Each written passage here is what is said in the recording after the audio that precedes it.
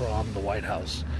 It is early, and we are here once again to put up a ladder and then walk away. I kid you not. That's pretty much the purpose of our visit this morning. The King of Jordan is coming to the White House. He will be arriving about 11:30, which means he'll probably come in about 12. We take a few pictures, and that's pretty much our day here. I don't think there's anything else on the schedule. No press briefing. Now, not as many ladders as there were for the Japanese guy. It's probably because the King of Jordan comes here like every 6 months. Though this is kind of more of a story. It's all related to what's going on in Gaza. But I should be able to get a good spot. Where are you, ladder? There you are.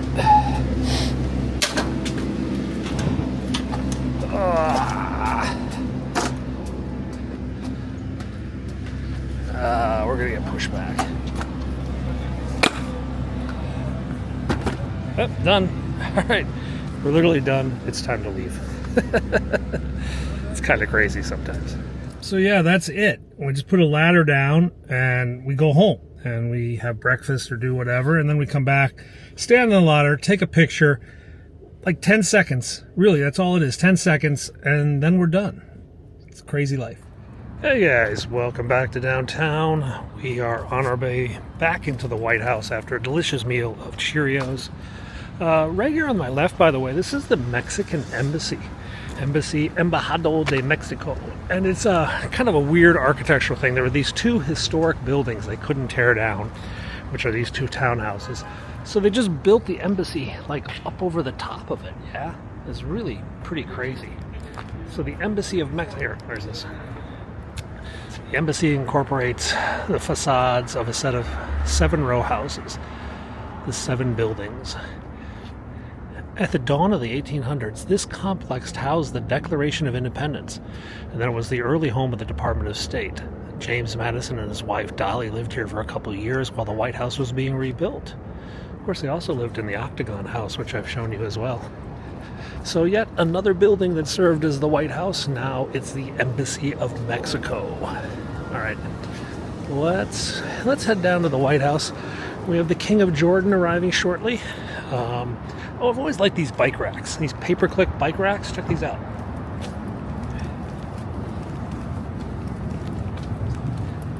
Kind of fun-looking, functional public art. So it looks like we got some sort of Jordan protest out here, or maybe they're supporters. I don't really know. About a half dozen to a dozen people getting ready for the king to arrive. Like I mentioned, the king, he comes here a lot. And we're very close allies with Jordan, and you know, his help is going to be essential if they try to solve this Gaza situation. And I think that's the main topic of discussion when they come in today. All right, let's go check this out.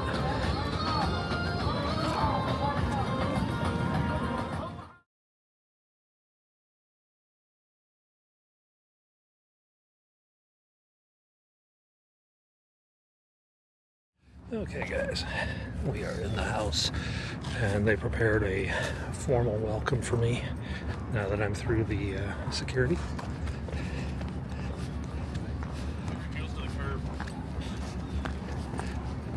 They are checking everyone, making sure they're just the right spacing. Guy with his sword up here, arranging everything.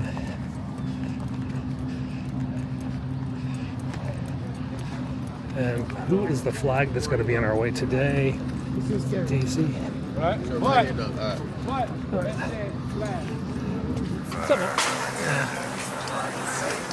The lack of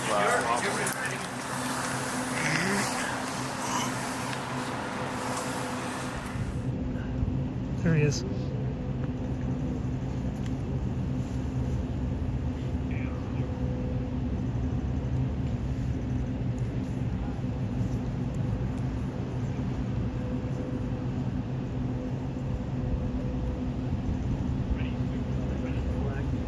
Go back up. the car will back up.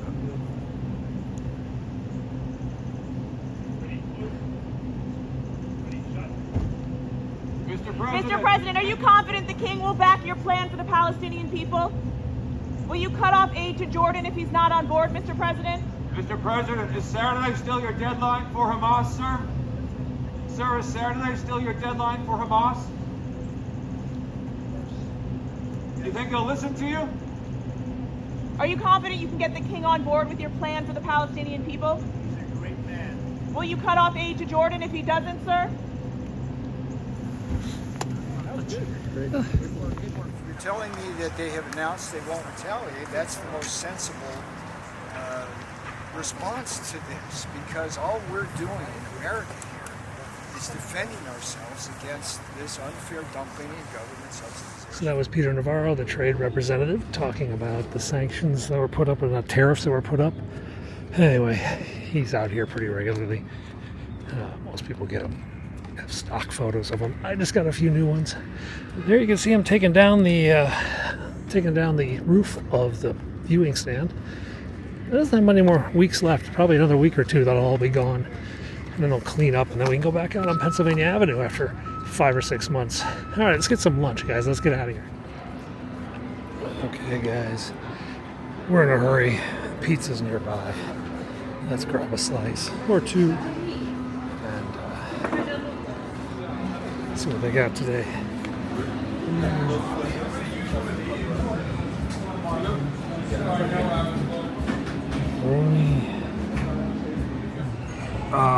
Sorry I ate the pizza before I filmed it, but I was that hungry. Say later. So what happens now is I'm doing what's called filing my photos. I've selected, of about the 200 photos I took of Peter Navarro, I selected 11 of them that I'm going to send on to the agencies. I've got to put captions on them. I got to name everything, but then we'll get those sent over to the agencies in the next few minutes. Okay, that was yummy pizza, but I don't know if you can tell, it is snowing. Yeah, it has started to snow. Just flurries right now, but we're going to get this for several hours. I got to run home and do some paperwork, and I will be back in just a bit because we got other stuff to show you today. Yep, it's starting to come down a little harder now. Maybe in an hour or so we'll have some accumulation. Okay, it's coming down pretty solid right now. Not sticking that much yet. Still got a few hours to go. We just got word there is a protest at NOAA, the Weather Service, NOAA. They're downtown by the White House, but I'm up here because I think there's a hazmat call at the University of the District of Columbia. They spilled some mercury or something, so we got to check out this hazmat call. Then we'll go down, and they're still protesting. We'll cover that. Okay, guys, we're up here on International Drive. This is Israeli Embassy on my right. This is the new Chinese Embassy on my right. And then on the left is UDC. A lot of big embassies have been built up in this area. The old Embassy Row section had all the beautiful houses and whatnot, but some countries wanted big new embassies. This is Singapore up here. A lot of the Middle Eastern countries have their embassies up here. Now, the hazmat call is just around the corner, but we just had a shooting call on the other side of town in Southeast. Probably unable to get down there, but we're going to head to the NOAA thing. The NOAA thing is done, then we'll cover the shooting. Oh, we got a full-on hazmat over here.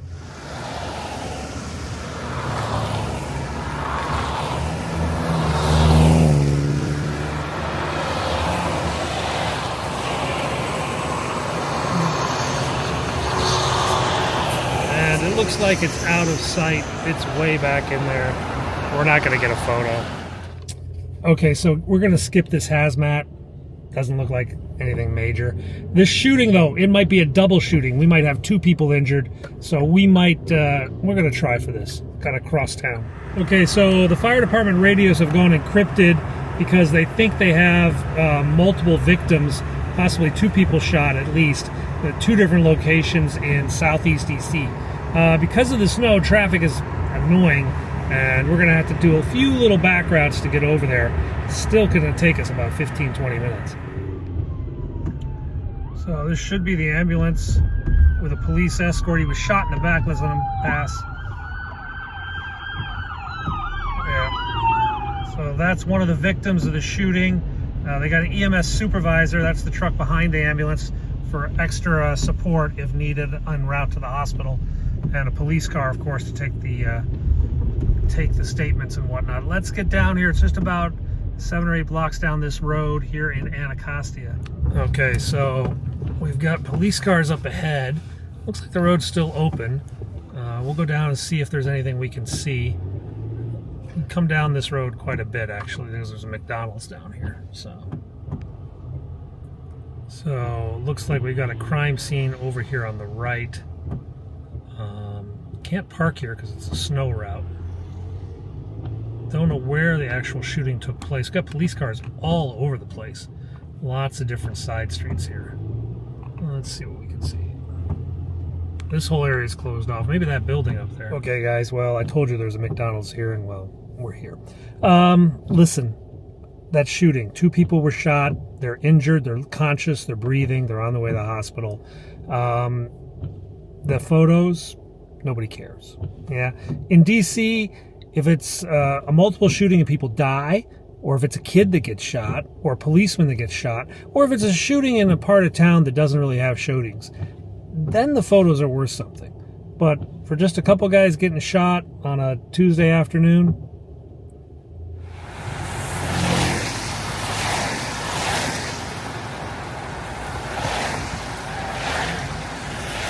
okay, 2 things have happened. One, we've driven by and there's a TV camera crew, so maybe something else has happened.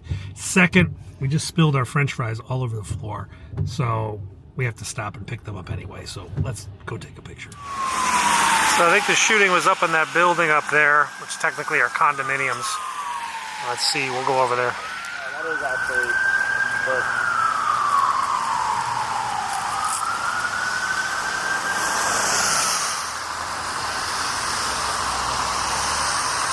Pretty day to have a shooting, I guess. I don't know.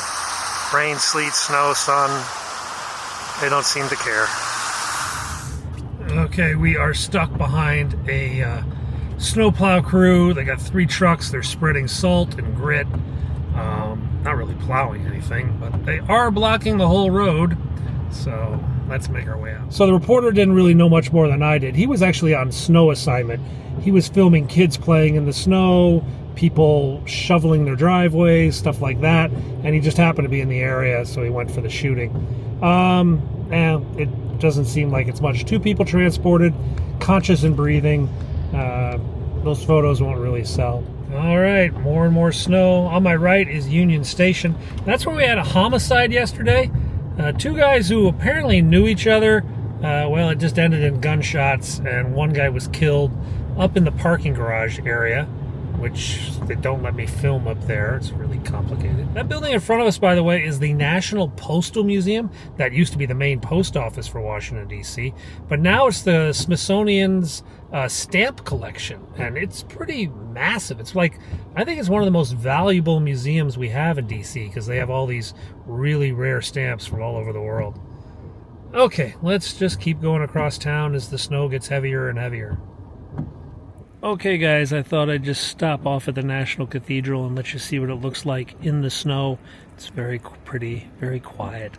Not sure what tomorrow will bring. We'll probably have a snow day. The U.S. government will be closed, though I'm sure the White House will be open. I'll find something to show you. Anyway, thanks a lot for watching today. We'll see you tomorrow. Bye-bye.